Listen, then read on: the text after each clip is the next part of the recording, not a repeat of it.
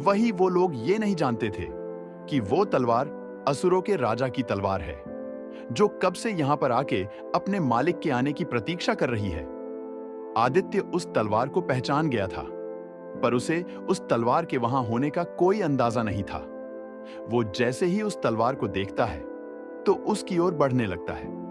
आदित्य को उस दिशा में जाता देख सभी सोल कैचर उसे रोकने के लिए आगे बढ़ते हैं, पर आदित्य सभी को खत्म करता हुआ आगे बढ़ता जा रहा था। कुछ ही समय में वो उस तलवार के पास खड़ा होता है। उसे देख सभी कुछ पल के लिए रुक जाते हैं। तभी आदित्य अपना हाथ आगे बढ़ाते हुए उस तलवार को पकड़ लेता है। उसके उस तलवार को पकड़ते ही वहां की भूमि कांपने लगती है। सभी सोल कैचर योद्धा वहां से पीछे हटने लगते हैं। तभी आदित्य उस तलवार को पकड़कर एक झटके में बाहर निकाल लेता है। ये देख सभी हैरान हो जाते हैं और डर के मारे अपने घुटनों पर बैठ जाते हैं। उन सभी ने आदित्य के सामने हार मान ली थी।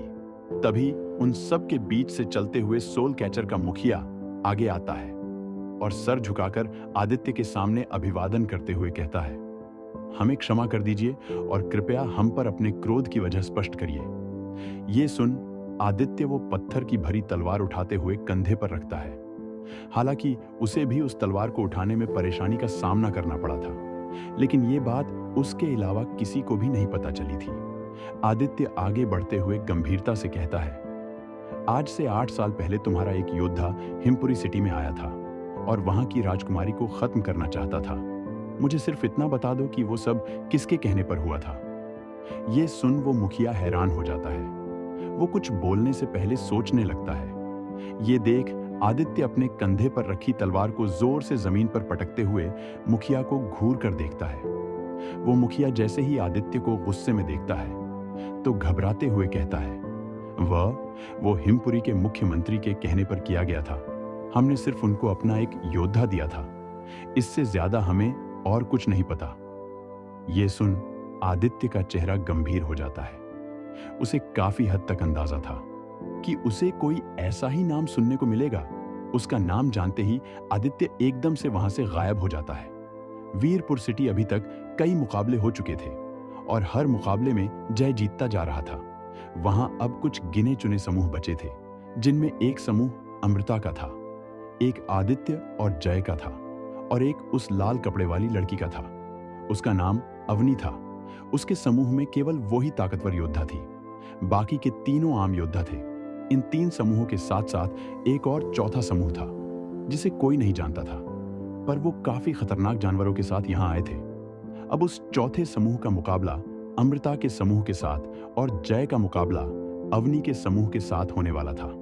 दोनों के मुकाबले एक साथ शुरू होते हैं। जय अभी तक अपने पहले जानवर से ही मुकाबला कर रहा था, जो एक हाथी जैसा दिखने वाला जानवर था, पर इतने मुकाबलों के बाद वो काफी घायल और थक गया था। जय उसे वापस आने को कहता है, पर वो अभी भी लड़ना चाहता था। ये देख जय और बाकी के लोगों का उत्साह बढ़ जाता है। कुछ ही हमलों में जय का जानवर पहला मुकाबला जीत लेता है। अभी उसे ऐसे 3 और मुकाबले जीतने थे।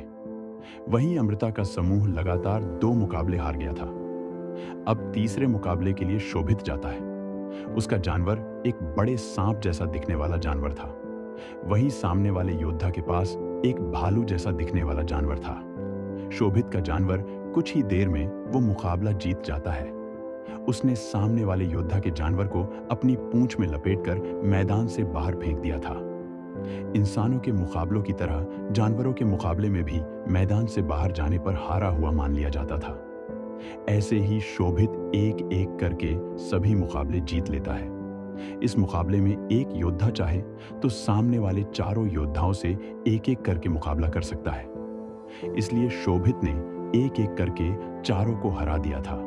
वहीं दूसरी तरफ जय का दूसरा मुकाबला चल रहा था और जय के जानवर की हालात कुछ अच्छी नहीं दिख रही थी। तभी सामने वाले योद्धा का जानवर तेजी से आगे बढ़ते हुए जय के जानवर पर हमला कर देता है और जय का जानवर सीधा मैदान से बाहर जा गिरता है। ये देख जय की मुठ्ठियां कस जाती है। सभी दर्शक अमृता और बाकी सब भी उस मुकाबले को देख रहे थे। तभी जय अपने उस जानवर को वापस क्रिस्टल में बदलकर अपनी अंगूठी में रख लेता है और अपनी उस चील जैसे दिखने वाले जानवर को बाहर निकालता है। वो चील जैसा जानवर अपना आकार बढ़ा और घटा सकता था। जैसे ही वो उस जानवर को बाहर निकालता है तो उसे देख सभी हैरान हो जाते हैं। चारों ओर उस पर चर्चा होने लगती है, क्योंकि किसी उड़ने वाले जानवर को पकड़ना मुश्किल ही नहीं नामुमकिन होता है। ये करना वरिष्ठ योद्धा के लिए भी नामुमकिन था। पर जय के पास उस जानवर को देख किसी को भी अपनी आंखों पर भरोसा नहीं हो रहा था। वही अमृता जैसे ही उस चील जैसे जानवर को देखती है तो वो कुछ याद करते हुए शोभित को देख कहती है, शोभित, ये जादुई जानवर तो वैसा ही दिखता है जैसे जानवर पर उस दिन वो नकाबपोश भागा था।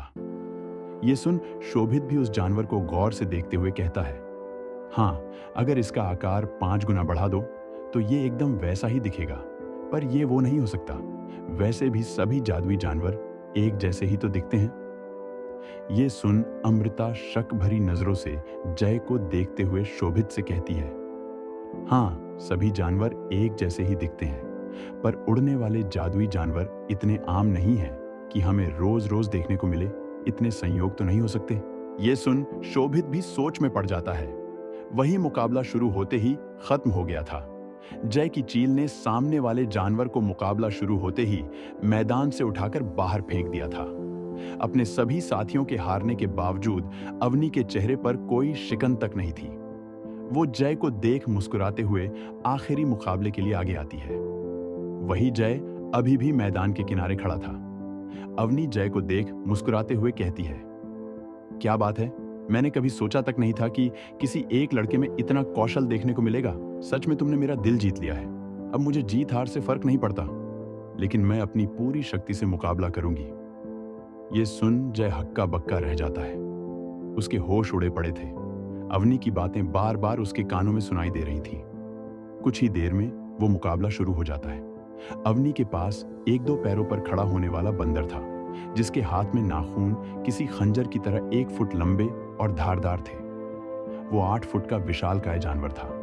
उस जानवर को देख सभी हैरान थे, क्योंकि ये वो जानवर नहीं था जिससे अवनी ने सभी को पराजित किया था। वहीं उस जानवर को देख जय भी थोड़ा गंभीर हो गया था। वो एक उच्च स्तरीय जानवर था। उसे हम जानवरों का ब्रह्मांड मंडल का जानवर कह सकते हैं। पर जय को खुद पर और अपने जानवर पर भरोसा था।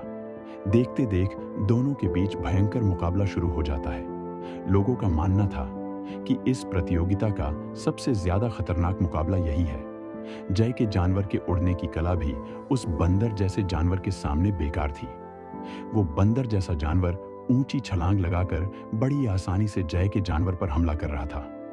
इस मुकाबले में जानवर वही करते थे जो उनका मास्टर अपने मन में सोचता था।